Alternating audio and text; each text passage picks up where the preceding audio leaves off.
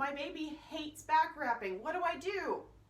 I hear this question a lot, and I have a couple tips that can help you and your baby get through a hump of where anytime you get baby on your back to practice wrapping, they absolutely flip out, you stress out, you can't finish the carry, you rush through it, and you're making no progress because you feel like you can't practice.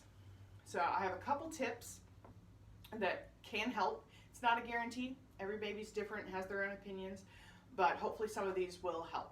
The 3 main tips are remembering that baby will feed off of the energy in the room. It needs to feel fun, and baby needs to feel secure.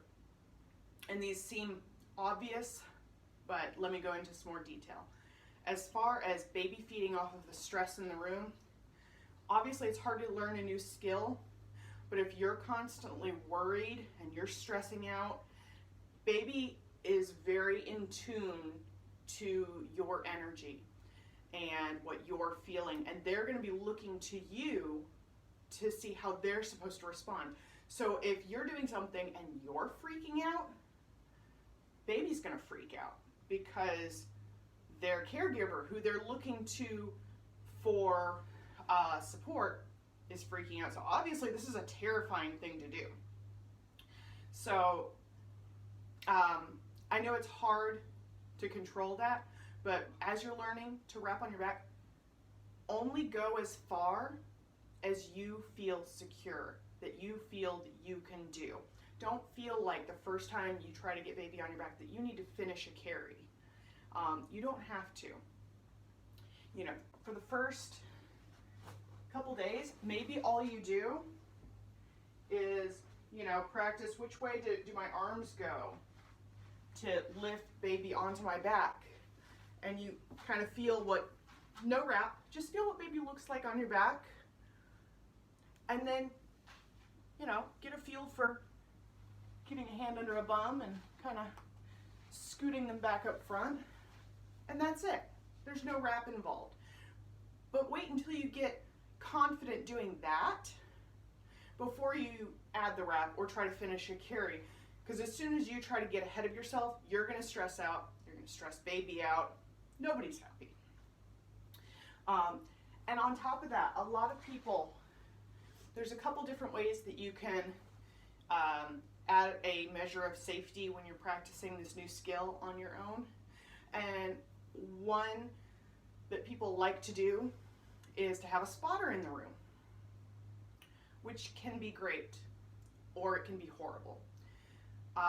If your spotter, for example, if I were using my husband before I was confident in my wrapping and he knew nothing about wrapping, if I was using my husband as my spotter, he knows nothing about what it's supposed to look like when I'm doing it right,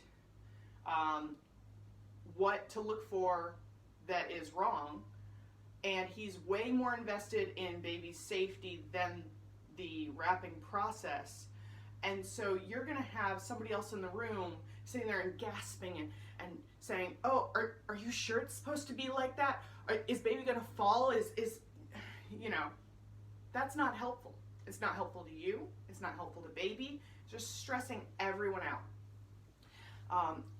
And I know that you need some sort of safety measure. My preferred one is, instead of having another person in the room, unless that person has some wrapping experience, is to practice backed up to a bed, or even you can start out sitting on the bed. I try to get away from sitting as far as you can because it does slow down the process. But you know, the first couple times you try, just sit on a bed. So the first, you know, when you get baby on the bed, on your back, look how far they have to go. And it's a nice soft surface. Done. And then get into the process where you have your knees backed all the way up to the bed, which is also a good way to get the feel for doing a Superman toss and turning yourself instead of moving baby, because you're going to be consciously trying to keep baby over the bed. So instead of doing this big swing around your body, you know, baby's laying on the bed and you're trying to keep baby over the bed the whole time, so you turn your own body and let baby go straight up, and onto your back. Just like that. So make sure that baby doesn't have any extra stress to feed off of, because this is something new for both of you, and you both need to get used to the feeling and feel comfortable. The second tip is to make it fun. The big thing for me is when you are first getting baby used to being on your back, make it a game. You know, are you ready to fly, baby? Are you ready to fly? You want to be a superhero? Go, whee! And then if they're okay right here, you know, hold on to an arm in their bottom or both of their arms, depending on what feels more secure for you, and fly around the room for a bit. Whee! And then just do it for a second and then bring it back up front. Wasn't that fun? Done. It's a game. Do it every day until it becomes super fun, something they look forward to. And then, you know, maybe one day you say, oh, you want to be a superhero? Here's your cape. Whee! You have a cape. Let's fly around the room with your cape. And you know, even if you have a little baby who's not picking up on the pretend play aspect of this, going back to that first point, they're going to feed off of your energy.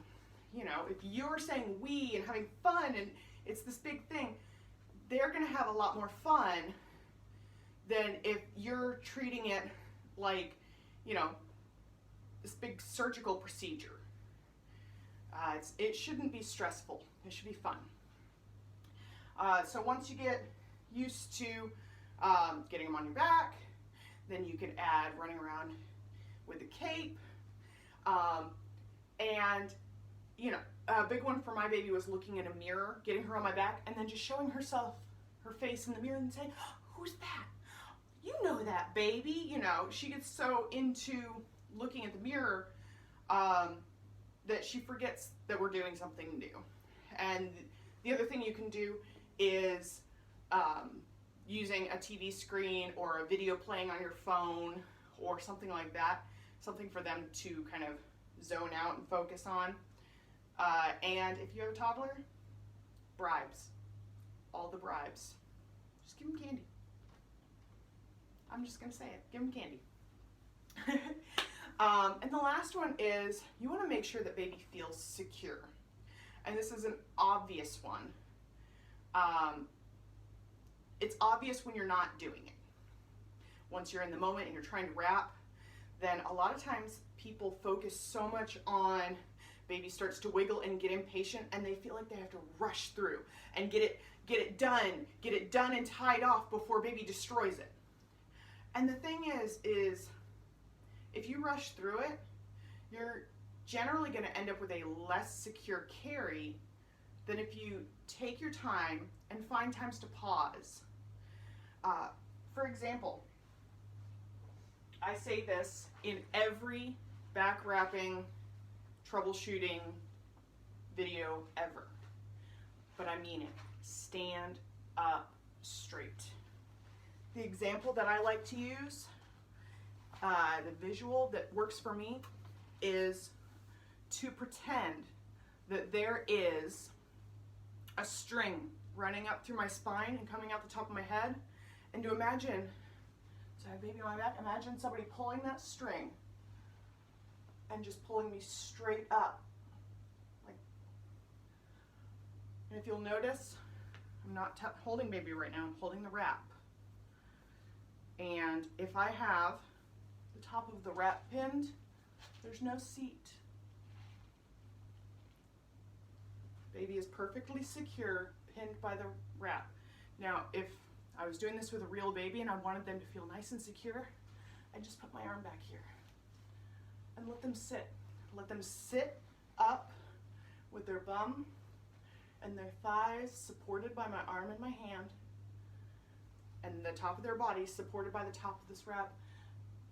And if you have this pinned like this, everyone's like, oh, that's a lot of pressure on baby's neck. Shouldn't be on baby's neck. It should be along the whole top half of baby's back and their shoulders, keeping them secure.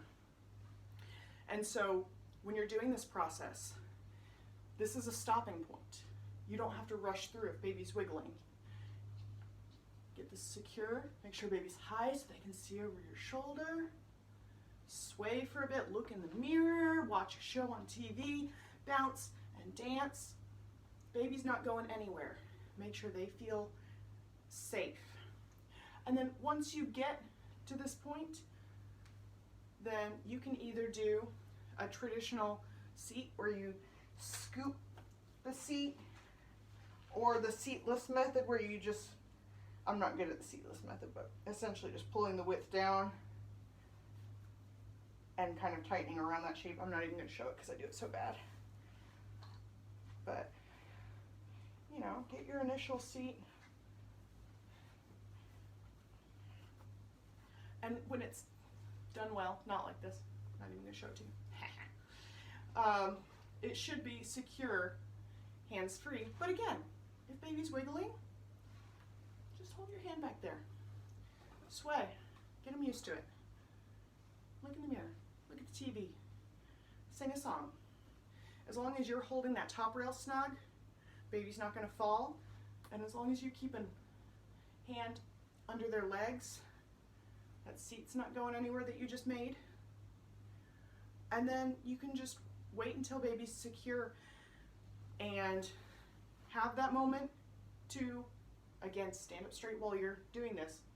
Otherwise, it often will trigger a kind of leg straightening response. If you bend over, they immediately kick back and push up. But you know, just stand up and use both hands to strand by strand tighten. Or if baby's still feeling nervous and still wiggling while you do this, it's not as precise, but just do a one-handed strand by strand tighten. You know, get them used to the process. Make sure everything is snug. And you can do this whole process without ever letting go of baby. There's no need to rush. I know sometimes more experienced rubbers like doing the 1 minute ruck challenge, which is fun, but there's no real reward for rushing through a carry. And then at this point, those cross passes are kind of doing the same job that your hand was doing under their bum, and you can tie off. So remember, keep the energy in the room positive, make it fun, and make sure baby feels secure the whole time. Never feel like you have to take a step further than you did, that you don't have to finish a carry. Just do one step until you're comfortable with it, and then add the next step. Do that until you feel comfortable with it, add the next step. There's no need to do your whole first back carry in one practice session. It's a complicated thing to learn, and it's going to take some time and some practice, but it is well worth it. Hope that helps.